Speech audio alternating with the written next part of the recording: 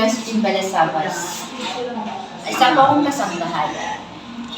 Nakita ko si We Provide sa isang post sa Facebook at ito ay sinubukan ko.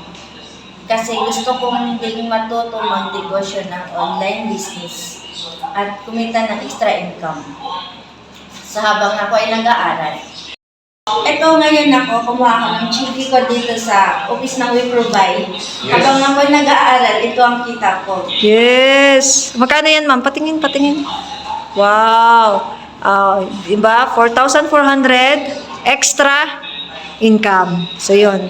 Message mo sa mga, sa mga makakapanood nito na katulad mo na sa kasambahay lang din.